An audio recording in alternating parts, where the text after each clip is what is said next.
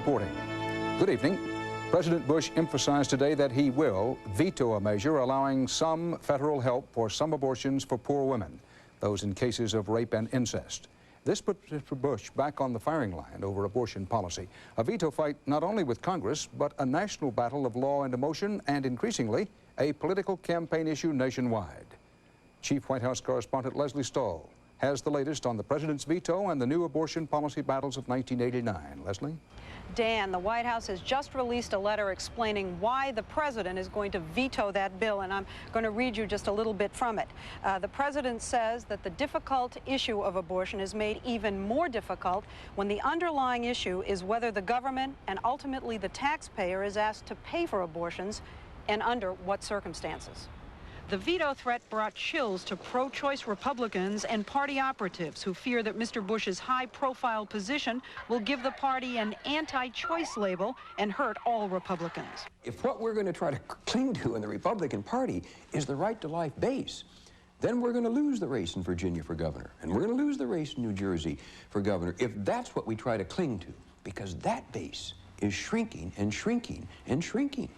National GOP leaders say Republican governors are frantic, worried about losing support from yuppies and women, two giant blocks of voters. Democrats agree. A member from the other party said over the weekend that if George Bush vetoes this bill, it will become his Willie Horton. I agree. I think it will haunt him for the rest of his political career.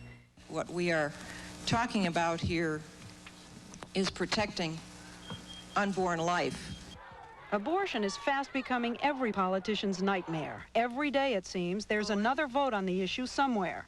Today, it was Illinois, where a House committee voted down any further action to restrict abortions. And Michigan, where a Senate committee voted to send a parental consent bill to the legislature for a vote next week.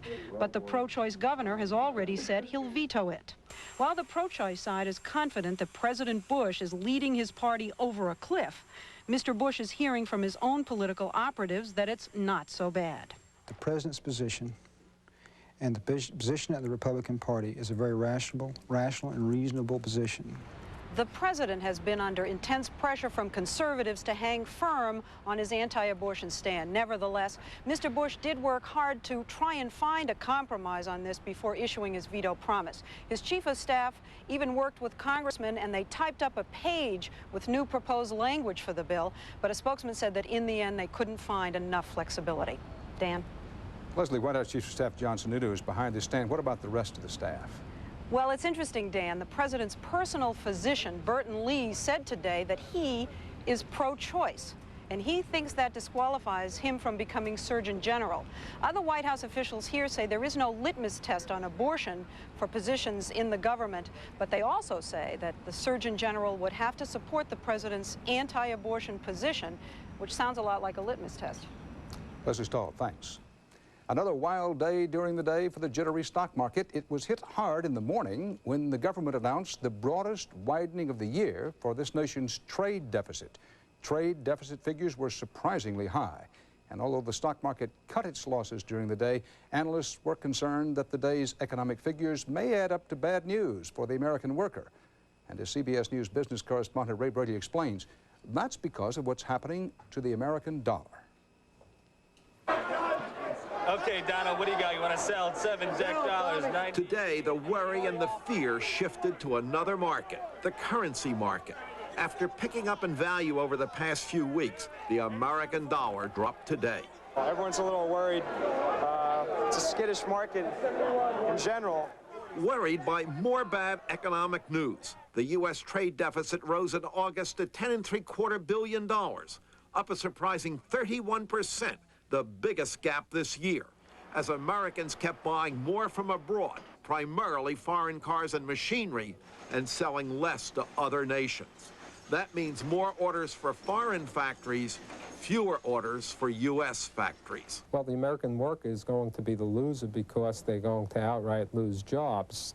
Early today, the figures sent stock prices down sharply, off more than 60 points, though the Dow Jones Industrial Average came back later in the day, ending it off by just over 18 points. The administration tried to put a bright face on the trade figures. Well, it's just a one-month figure, so I don't worry about it a great deal. Private economists had a different view. First, it's going to hurt the economy. Second, it could hurt the dollar. And as the dollar falls, we could end up with more inflation. So back in the money pits, there was worry about the trade deficit and the stock market. I would phrase the action of the dollar as nervous dealings.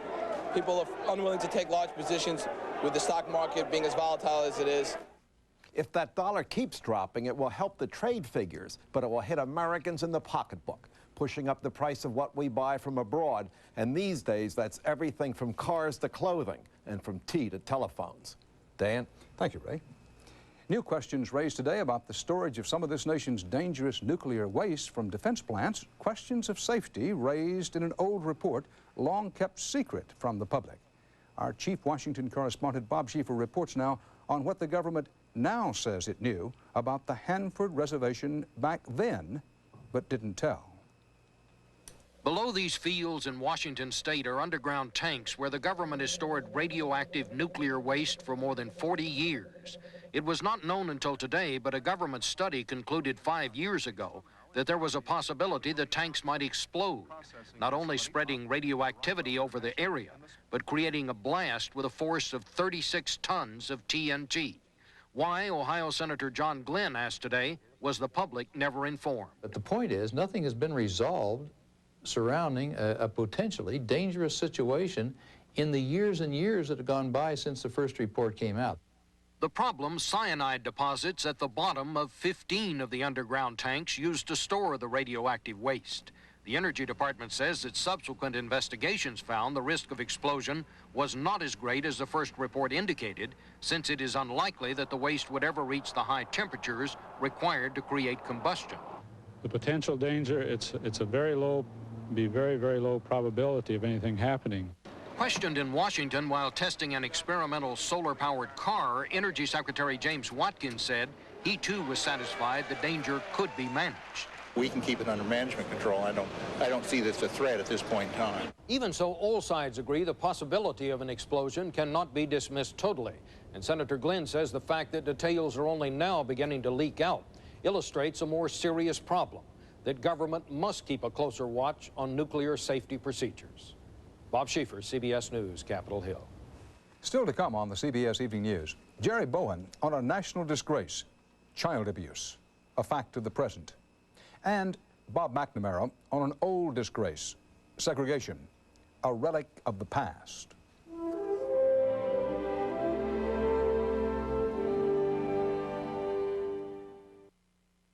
Another Colombian federal court judge was assassinated today, apparently by drug thugs. This murder took place in Medellin, home base for one of the world's biggest drug and violence outfits.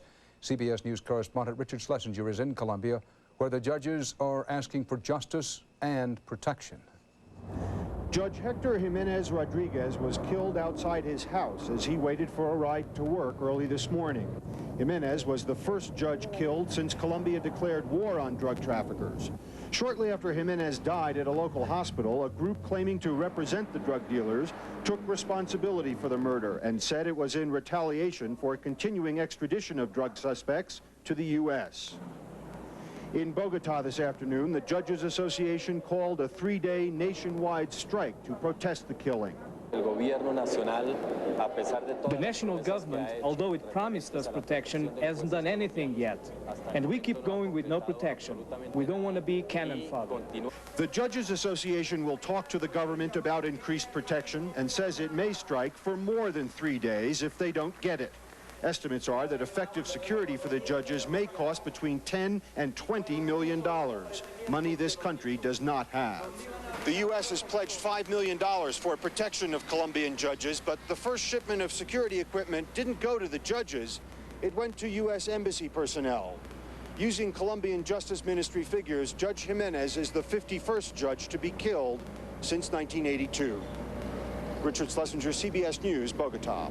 A spokesman for President Bush said today the administration is trying to work out an understanding with Congress that could make it easier to support a future coup or even murder attempt against Panama's Manuel Noriega. Under a 13-year-old executive order, the United States may not become involved in assassination plots. But CIA Director Webster says that order has been interpreted to bar U.S. aid to any plot that might lead to the death of a foreign leader.